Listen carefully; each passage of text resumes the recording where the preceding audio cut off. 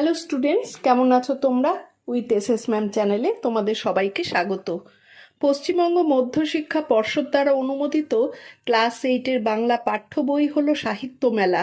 সেই বইয়ের অষ্টম পাঠ অন্তর্গত হীরেন্দ্রনাথ দত্ত রচিত প্রবন্ধ হরিচরণ বন্দ্যোপাধ্যায়। প্রবন্ধের ভিতরকার কিছু প্রশ্ন উত্তর এর আগের ভিডিওতে দেওয়া হয়েছিল, তার লিঙ্ক তোমরা ডেসক্রিপশনে পাবে। আজ হাতে কলমে বিভাগের সমস্ত প্রশ্নের উত্তর করিয়ে দেওয়া হবে। চলো তবে শুরু করি। একের দাগের প্রশ্নটি হলো, হীরেন্দ্রনাথ দত্ত রচিত দুটো বইয়ের নাম লেখো। উত্তর হবে অচেনা রবীন্দ্রনাথ ও খেলা ভাঙার খেলা। 1-2, কোন নামে তিনি সমধিক পরিচিত? উত্তর হবে হীরেন্দ্রনাথ দত্ত ইন্দ্রজিৎ ছদ্মনামে সমধিক পরিচিত। এবার সংক্ষিপ্ত প্রশ্ন উত্তর। 2-1 দাগের প্রশ্নটি হলো, শান্তিনিকেতনে প্রথম যুগে রবীন্দ্রনাথের আহ্বানে যারা কাজ করেছিলেন তাদের মধ্যে কয়েকজনের কথা লিখো। প্রথম যুগে রবীন্দ্রনাথের ডাকে শান্তিনিকেতনে কাজ করেছিলেন হরিচরণ বন্দ্যোপাধ্যায়, বিধুশেখর শাস্ত্রী, কীর্তিমোহন সেন এবং মহারাজ মনীন্দ্রচন্দ্র নন্দী। হরিচরণ বন্দ্যোপাধ্যায় সেরেস্তার কাজ ছেড়ে শান্তিনিকেতনে এসে বঙ্গীয় শব্দকোষ অভিধান রচনায় ব্রতী হন। 40 বছর ধরে কাজ চালিয়ে যান। তার কাজের স্বীকৃত স্বরূপ বিশ্বভারতী তাকে দেশিকোত্তম উপাধি দেয়। বিধুশেখর শাস্ত্রী টোল থেকে শিক্ষাজীবন শুরু করে কাশীতে দর্শনশাস্ত্র পড়েন। শান্তিনিকেতনে 30 বছর অধ্যাপনা করেন। বহু গ্রন্থ রচনা ও সম্পাদনা করেন। কলিকাতা বিশ্ববিদ্যালয় তাকে ডিলিট এবং বিশ্বভারতী দেশিকোত্তম উপাধি দেয়।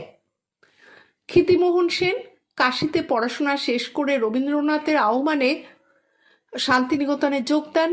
বাউল ও সাধন তত্ত্ব সংগ্রহে ব্রতী হন।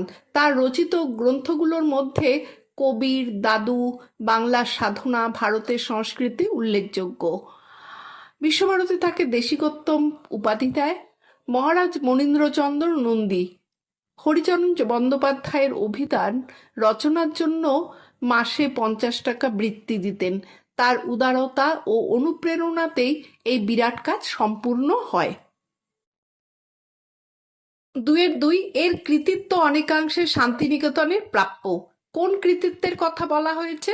তার বহুলাংশ শান্তিনিকেতনের প্রাপ্য বলে লেখক মনে করছেন কেন? প্রশ্নোত্তর উক্তিটি হীরেন্দ্রনাথ দত্তের হরিচরণ বন্দ্যোপাধ্যায় প্রবন্ধ থেকে নেওয়া। লেখক মনে করেন বৃহৎ কাজ সম্পাদনে নিষ্ঠা, একাগ্রতা ও অধ্যবসায় অপরিহার্য। রবীন্দ্রনাথের আহ্বানে শান্তিনিকেতনে আসা মানুষরা এ গুণে সমৃদ্ধ হয়ে অসাধারণ কৃতিত্বের পরিচয় দিয়েছেন। শান্তিনিকেতনের পরিবেশ, স্নেহ, ভালোবাসা ও ঔদার্য মানুষকে পরিপুষ্ট করে তুলেছিল। এখানকার আবহাওয়ায় সাধারণ মানুষও অসাধারণ হয়ে উঠতে পেরেছেন। হরিচরণ বন্দ্যোপাধ্যায়ের মতো বিধুশেখর শাস্ত্রী, কীর্তিমোহন সেনও তার উদাহরণ।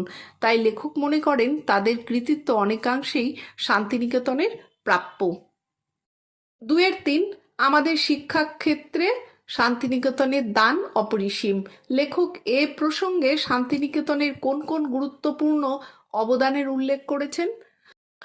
শিক্ষাক্ষেত্রে শান্তিনিকেতনের দান সত্যিই অপরিসীম। শান্তিনিকেতন শুধু বিদ্যা অর্জনের স্থান নয়, বিদ্যা চর্চা ও বিদ্যা বিকিরণের কেন্দ্রও বটে। এখানকার প্রধান উদ্দেশ্য ছিল শিক্ষার পথকে সবার জন্য সহজ করে তোলা। সে সময় কোনো বিদ্যালয় বা বিশ্ববিদ্যালয় এই কাজ করেননি, কিন্তু শান্তিনিকেতন জন্মলগ্ন থেকেই তা করেছে এবং কার্যকরভাবে বিশ্বের সামনে এক অনন্য উদাহরণ স্থাপন করেছে। তাই শিক্ষার ভিত্তিভূমি হিসাবে শান্তিনিকেতনের অবদান অনস্বীকার্য। 2-4, আপাত দৃষ্টিতে যে মানুষ সাধারণ তারও প্রচ্ছন্ন সম্ভাবনা রবীন্দ্রনাথের সর্বদর্শী দৃষ্টি এড়াতে পারেনি। লেখক এ প্রসঙ্গে কাদের কথা স্মরণ করেছেন? জ্ঞান বিজ্ঞানের চর্চায় তাদের অবদান সম্পর্কে আলোচনা করো। হরিচরণ বন্দ্যোপাধ্যায় প্রবন্ধে লেখক বলেন, আপাত দৃষ্টিতে সাধারণ মনে হলেও বহু মানুষের প্রচ্ছন্ন প্রতিভা রবীন্দ্রনাথ চিনতে পেরেছিলেন। এর উদাহরণ হরিচরণ বন্দ্যোপাধ্যায়, বিধুশেখর শাস্ত্রী ও কীর্তিমোহন সেন। হরিচরণ বন্দ্যোপাধ্যায় জমিদারি সেরেস্তার কর্মচারী হয়েও বাংলা ভাষার প্রথম বিজ্ঞান গ্রন্থমালা ও সুবৃহৎ বঙ্গীয় শব্দকোষ রচনা করেন। টোলের পণ্ডিত বিধুশেখর শাস্ত্রী বহু ভাষায় পাণ্ডিত্যের পরিচয় দেন এবং সংস্কৃত ও পালি শাস্ত্রে অসামান্য অবদান রাখেন। সংস্কৃতজ্ঞ ক্ষিতিমোহন সেন মধ্যযুগীয় সাধু সন্তদের বাণী সংগ্রহ করে ভারতীয় জীবন সাধনায় হারিয়ে যাওয়া অধ্যায় নতুনভাবে তুলে ধরেন। তাদের এই অবদান বাংলা ভাষা, সাহিত্য ও জ্ঞানচর্চার ভাণ্ডারকে সমৃদ্ধ করেছে। 2-5 এরা প্রাণপণে সেই দাবি পূরণ করেছেন। কাদের কথা বলা হয়েছে? কী বা সেই দাবি? সেই দাবি পূরণে প্রাণপণে তাদের নিয়োজিত হওয়ারই বা কারণ কি বলে তোমার মনে হয়? এরা প্রাণপণে সেই দাবি পূরণ করেছেন। এই উক্তিতে বোঝানো হয়েছে রবীন্দ্রনাথের আহ্বানে শান্তিনিকেতনে যোগ দেওয়া গুণী ব্যক্তিদের, যেমন হরিচরণ বন্দ্যোপাধ্যায়, বিধুশেখর শাস্ত্রী ও ক্ষিতিমোহন সেন প্রমুখ।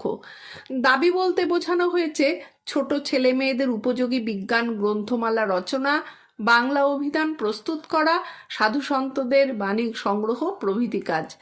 তারা প্রাণপণে এই কাজ নিয়োজিত হন কারণ রবীন্দ্রনাথের অনুরোধ উপেক্ষা করা সম্ভব ছিল না এবং শান্তিনিকেতনে এসে তারা নিজেদের সুপ্ত প্রতিভা প্রকাশের বিরল সুযোগ পেয়েছিলেন। 2-6 শান্তিনিকেতনের সঙ্গে হরিচরণ বন্দ্যোপাধ্যায়ের সম্পর্ক কিভাবে গড়ে উঠেছিল?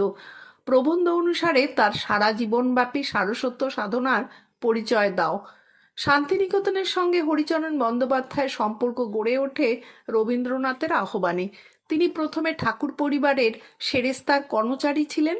রবীন্দ্রনাথ তাকে শান্তিনিকেতনে এনে ব্রহ্মচর্যাশ্রমে সংস্কৃতের অধ্যাপক করেন এবং অভিধান রচনার কাজে যুক্ত করেন। অধ্যাপনার পাশাপাশি তিনি রবীন্দ্রনাথের অসমাপ্ত সংস্কৃত প্রবেশ পাণ্ডুলিপি সম্পূর্ণ করেন, কিন্তু তার সর্বশ্রেষ্ঠ সারস্বত সাধনা ছিল বাংলা ভাষার সুবৃহৎ অভিধান রচনা, যাতে তিনি 40 বছরের শ্রম ব্যয় করেন। 2-7 রবীন্দ্রনাথের সঙ্গে হরিচরণ বন্দ্যোপাধ্যায়ের ঘনিষ্ঠ সান্নিধ্যের পরিচয় প্রবন্ধটিতে কিভাবে উদ্ভাসিত হয়ে উঠেছে আলোচনা করো। পাঠ্য প্রবন্ধে রবীন্দ্রনাথের সঙ্গে হরিচরণ বন্দ্যোপাধ্যায়ের ঘনিষ্ঠ সান্নিধ্যের পরিচয় অত্যন্ত সুন্দরভাবে ফুটে উঠেছে। প্রথমত, রবীন্দ্রনাথ হরিচরণকে কেবল জমিদারি সেরেস্তার কর্মচারী হিসেবে দেখেননি, তার মধ্যে সুপ্ত প্রতিভা আবিষ্কার করেছিলেন। সন্ধ্যাবেলায় সংস্কৃত চর্চার প্রসঙ্গ জানতে পেরে রবীন্দ্রনাথ গভীর আগ্রহ দেখান এবং তাকে শান্তিনিকেতনে নিয়ে আসেন। দ্বিতীয়ত, রবীন্দ্রনাথ নিজের অসমাপ্ত পাণ্ডুলিপি সংস্কৃত প্রবেশ হরিচরণের হাতে সমাপ্ত করার দায়িত্ব দেন, যা তার প্রতি অগাধ আস্থা ও বিশ্বাসের প্রমাণ। তৃতীয়ত, কেবল কর্মক্ষেত্রেই নয়, তাদের মধ্যে ব্যক্তিগত সম্পর্কে এক ধরনের আন্তরিকতা ছিল। মনিব কর্মচারীর ভেদাভেদ মুছে গিয়ে একে অপরের প্রতি শ্রদ্ধা ও আস্থার সম্পর্ক গড়ে ওঠে। সব মিলিয়ে রবীন্দ্রনাথের আহ্বানে হরিচরণের প্রতিভার বিকাশ এবং তার আজীবন সাহিত্য সাধনা, এই সব কিছু থেকেই তাদের ঘনিষ্ঠ সম্পর্ক প্রবন্ধে স্পষ্টভাবে প্রকাশিত হয়েছে। 2-8 একক প্রচেষ্টার এরূপ বিরাট কাজের দৃষ্টান্ত বিরল। কোন কাজের কথা বলা হয়েছে? একে বিরাট কাজ বলার কারণ কি?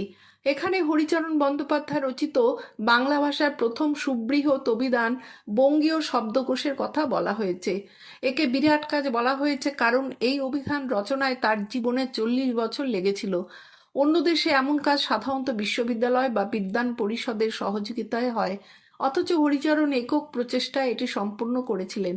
বাংলা, সংস্কৃত ও সাহিত্যের বহুবিধ শব্দ ও উদাহরণ সংগ্রহ করে তিনি যে বিপুল শ্রম ও জ্ঞান প্রয়োগ করেছেন, তাই একে বিরল ও বিরাট কাজ করে তুলেছে। 2-9 হরিচরণ বাবুকে দেখে তার সম্পর্কিত একটি প্রবাদ আমার মনে পড়ে যেত। প্রবাদটি কার লেখা? প্রবাদটি উদ্ধৃত করো।